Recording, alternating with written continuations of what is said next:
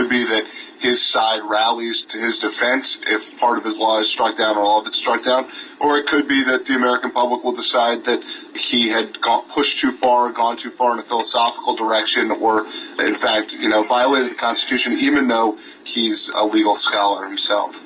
So potentially damaging to Barack Obama. Yet the irony is, a lot of this healthcare plan is based on a plan which was established in Massachusetts under Mitt Romney's governorship. That's right. There's a very similar scheme here, and the idea is what you do is force people who are young and healthy to get into insurance pools, and as a result of that, the cost can be contained if everybody is covered.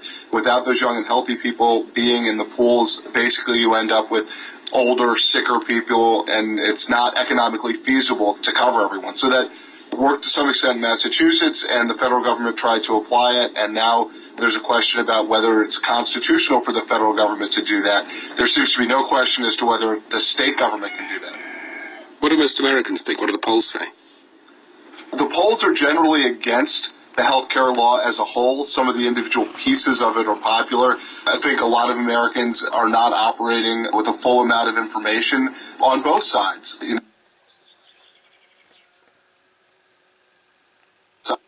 Not everybody read this large bill. Even if they had, they probably wouldn't understand it. And I think that the country's pretty well divided. But what is consistently heard, I think, is that there is more dissatisfaction than satisfaction with what was put into law.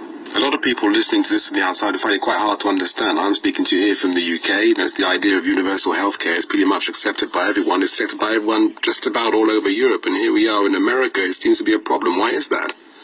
Look, I think it's just a development societally. What is the government supposed to provide? Who has to pay for it? That's basically what politics is about.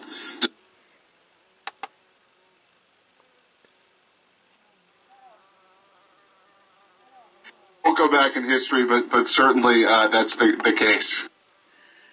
Jonathan Allen there in Washington.